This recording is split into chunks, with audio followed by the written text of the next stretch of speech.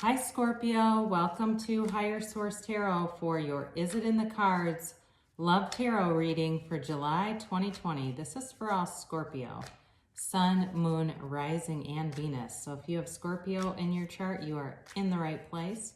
And I think all of you who have been watching the channel and the readings and have liked videos, subscribed, commented, and shared, I really appreciate you and building this beautiful community together. And if you're new, I'd love to invite you to subscribe and join us. And if you want to hit the bell, you can be notified when new videos are posted. But it's generally every week, all right? And so you can just check back. And sometimes I do extra kind of like bonus readings. Those will pop up here and there. So let's get the guidance, please. Guidance for Scorpio. Scorpio in love. Sun, Moon, Rising, and Venus. All right. Oh, boy. All right, a lot of energy in the cards today. Whew.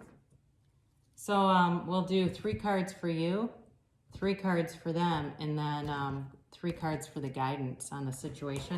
And then I'm also going to give you an archetype card. And if you're not familiar with archetypes, the major arcana in the tarot is designed after archetypes, okay? So be aware of that. So you're represented here by the 10 of Cups, the Hierophant, and the Moon.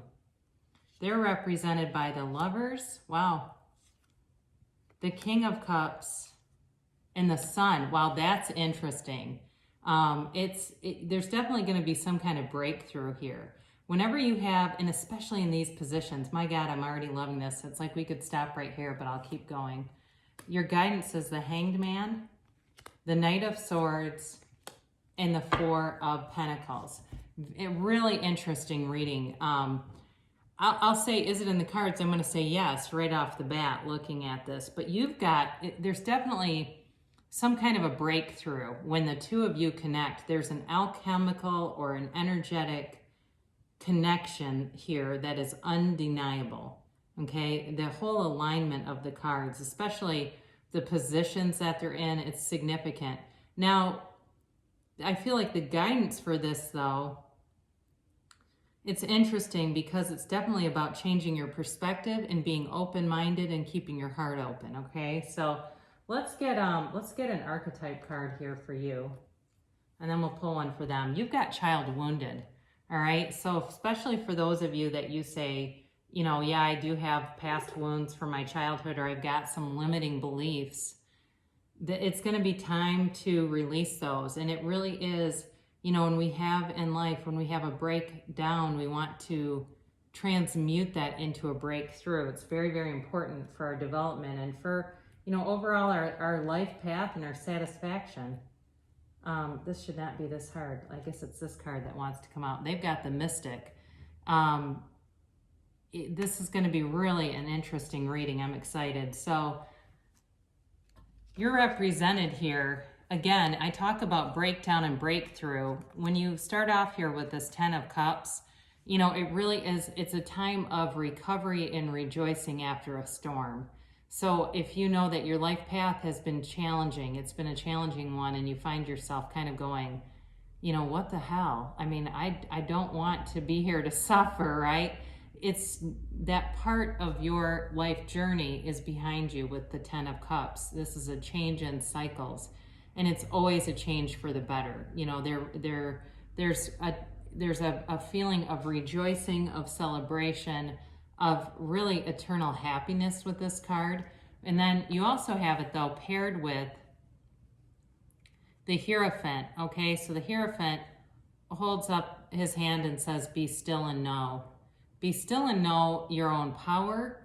Be still and know, you know, that you're on a path to be happy, joyous, and free. We're not put here to suffer. Even if you know, you look at your past and say, why would I have ever drawn in this, you know, these people as parents, or this horribly abusive, you know, partner who manipulated me and wore a false mask. Why would I have done that? For some reason, it was part of a journey to give you more wisdom, and you've learned it, okay? So this is a time of great victory, success, but it's also a time of going deeper spiritually and a time to really know yourself, because when you know yourself, you know the universe. And you have there's like a mind, body, spirit connection here. And even though they have the mystic, it really applies to you as well. You, especially Scorpio, is one of the most psychic signs. And the more you open yourself up to your own intuition, the more the stronger it will become. So with the moon card here, I should have said this before in terms of the signs represented. You have Pisces here, you have Taurus, you have Gemini, you have Leo, you have all the elements, except fire.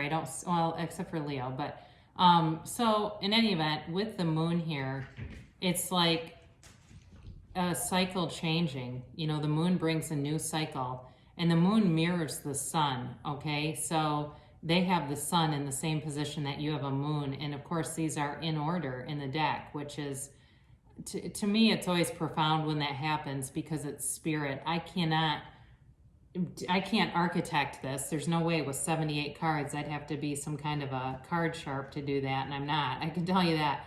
So spirit wants you to understand that, you know, that there's a new cycle for you, and it's one of love, but it's also one where you can trust this person. So if you've had doubts about letting new people in because of past experiences and you've got some resistance to it, you've got a very trustworthy, very loving person coming towards you. Or that's here now. Certainly that could also be, if you're involved with somebody, this person's there to be trusted according to the cards. So, but there is going to be, you know, there's going to definitely be a need for being open, for changing, like I said, to instead of taking this as a breakdown, make it a breakthrough. So with this moon too, this is also a great time to set intentions. So if you are watching this and saying, this just doesn't seem like me, I feel like I'm just at a dead end with relationships, I don't find anybody, it's time to change that, okay? It's time to set your intentions, to meditate, to really let that light, that universal light, come in through your crown chakra, illuminate your whole body, and bring in a space so that you can let that enter. There's many practices out there, but it definitely begins with quieting your own mind and then allowing your vibration to rise, and there they will be. It happens, and it happens every time when we can do that. I once used a book, it's called The Magic, and it's by Rhonda Byrne and her whole group from The Secret. And that also has some great processes if you're trying to heal a relationship. I honestly did bring somebody back by doing those processes. I believe it. I mean, I did the processes, and there they showed up. So your archetype here is child wounded. And the light attributes of this is that it awakens compassion and a desire to serve other wounded children, opens the learning path of forgiveness. So for some of you, if you're a therapist or you're involved with kids in some way, or you're a teacher, that certainly could be you. I mean, that would fit. The shadow attributes this is where I feel like this comes into this reading, blames all dysfunctional relationships on childhood wounds, resists moving on through forgiveness.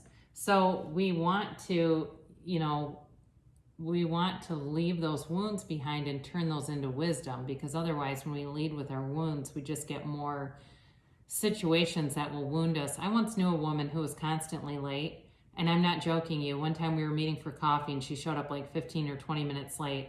And this woman was in her 30s, and she said, well, I'm always late because my mom was always late. And I mean, honestly, it's like, really? I mean, you can't, when you're 30-some years old, continue to blame your life on your parents. I mean, I know I had a difficult childhood, but I don't want that as an adult. I made a decision that wouldn't define me, and it hasn't. So if you relate to that, just be aware of it, okay? Be aware that you can have a different story. You create your own reality. So this person, my God, are they beautiful? Whoa. I mean, I love their energy. I love every single thing about them. It is truly a soulmate coming in. It's when you have the lovers here, this is like a relationship that is going to change your view on life. I mean, it's long-term, yes, but it's so important in your life. It will be something that will be, it's like a fixture is not quite the right word, but it's something that it really will alter the course of your life to be with this person, and not in a bad way, but in a good way. It's like the next leg of this beautiful journey.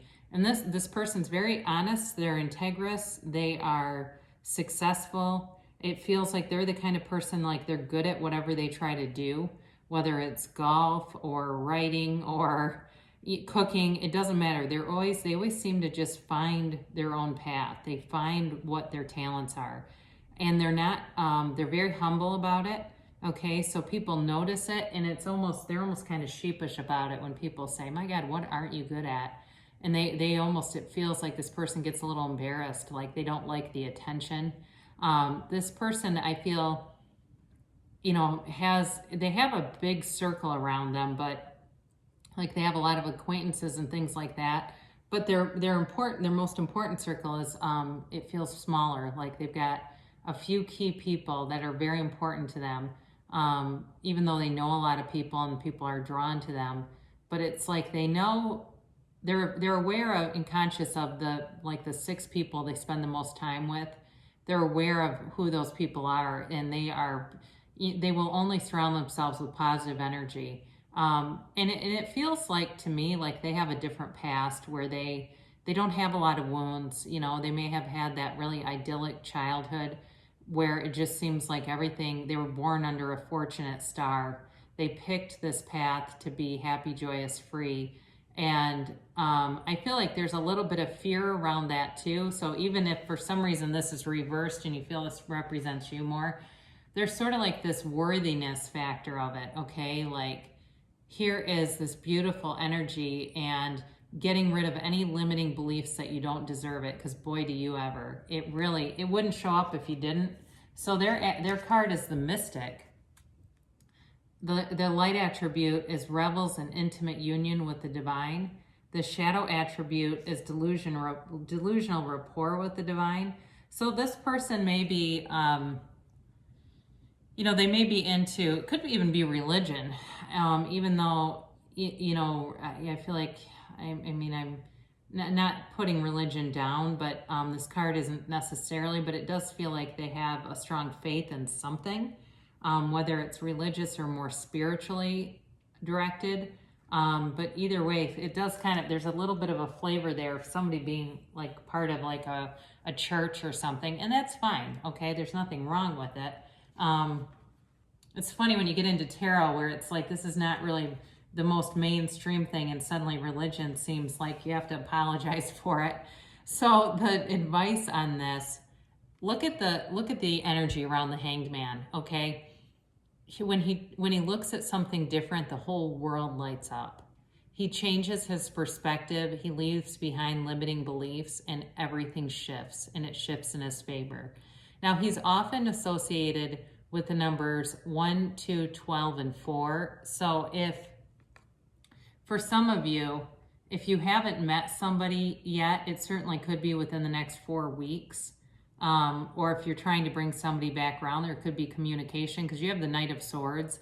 And this also is about moving forward with speed, with tenacity, and with a intent. I mean, he is not going to be stopped, okay? So if there's any obstacles here, I do feel like this is a love that's meant to be, you know, like it's like nothing's going to stop us. Anybody hearing Starship right now? I am.